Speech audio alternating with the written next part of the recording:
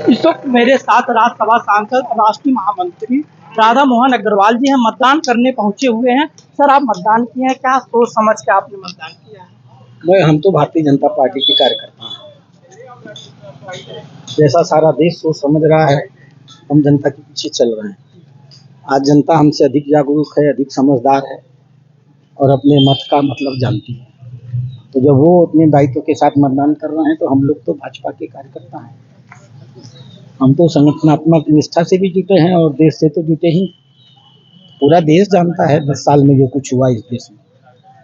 एक ऐसा प्रधानमंत्री जो 10 साल से अनवरत काम कर रहा है। कहाँ था भारत और कहाँ पहुँचा दिया उन्होंने भारत को। याद करिए, मोदी जी के पहले का ज़माना पाकिस्तान सर पे चढ़ करके, वो शब्द मैं प्रयोग नहीं करूँ।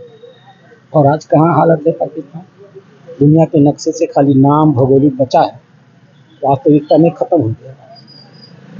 आज हमारी ताकत पूरी दुनिया में माननीय प्रधानमंत्री ने इतनी बढ़ा दी, हम दुनिया की 5वीं सबसे विकसित अर्थव्यवस्था है। हम ये दावा करते हैं कि 2047 आते हम भारत दुनिया की दूसरी और तीसरी सबसे मजबूत अवस्था में और परचेजिंग पावर में पहली व्यवस्था में मौजूद हो जाएगा।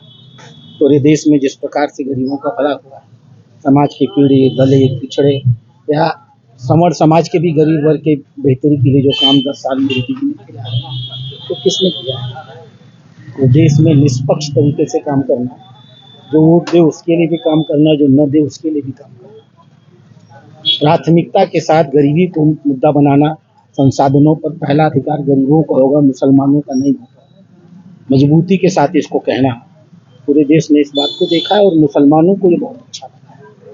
मुसलमान में जो पढ़े लिखे लोग हैं अपने आप को अपमानित महसूस करते हैं जब कोई उनको कमज़ोर और मजबूर बताता है और कहता है कि उनके ऊपर दया करने की ज़रूरत है। वो भी हमारे और आपकी तरह हैं और अपने जीवन को जीते हैं। माननीय मोदी जी ने उनका सम्मान विपक्ष ईवीएम पे सवाल उठा रहा है, उठाना ही पड़ेगा। ईवीएम पे सवाल उठाना है तो हिमाचल प्रदेश से इस्तीफा दे दें। ईवीएम पे सवाल कहाँ उनकी सरकार है, कहीं और सरकार है नहीं, इस्तीफा मांगो कहाँ से उनसे। कम से कम हिमाचल प्रदेश से इस्तीफा दे दें, जहाँ वो जीते थे। राजस्थान में भी जीते थे, मध्य प्रदेश में भी जीते थे, छत्तीसगढ़ में भी जीते थे। एक एफिडेविट लिख करके कोर्ट में दे दें कि ये तीनों जीते हमारी ईवीएम की जीते थी, हम इनको मानते हैं कि हमारी जीत गलत थी और 5 साल में जो कुछ हमने काम किया उसको वापस किया जाए, और तब कहें कि हाँ ईवीएम गलत है। मीठा मीठा गप और कड़वा कड़वा थू। आप जीते तो ईवीएम अच्छा है और आपके विरोधी जीते तो ईवीएम बुरा है। आखिरी सवाल, काजल निषाद मतदान स्थल पे पहुंच रही हैं और रो रही हैं, कह रही हैं हमारा आखिरी चुनाव है ये। अब देखिए, अच्छा नहीं लगता है कि मैं उनके बारे में कुछ कहूँ। एक प्रत्याशी हैं, भावना में आ गई होंगी। मुझे शोभा नहीं देता है कि मैं कोई टिप्पणी उन पर करूँ। वो कह रहे हैं बाहरी प्रत्याशी हैं, हम घर की बेटी हैं, एक बार हमको चुने। लोकतंत्र है, कहने दीजिए उनको अपनी मार्केटिंग करने का अधिकार है। हमें मार्केटिंग की ज़रूरत नहीं है, इसलिए हम उसकी चिंता नहीं करेंगे। हमारे सांसद ने 5 साल इस शहर में काम किया है, 5 साल सक्रिय भूमिका निभाई है और गोरखपुर के विकास में उनका बहुत बड़ा योगदान रहा है। हम अपने सांसद प्रत्याशी की योग्यता पे चलेंगे। वो जिनको जो प्रतीक के नारे देने हो दें, उस पर चलें। जनता समझदार है।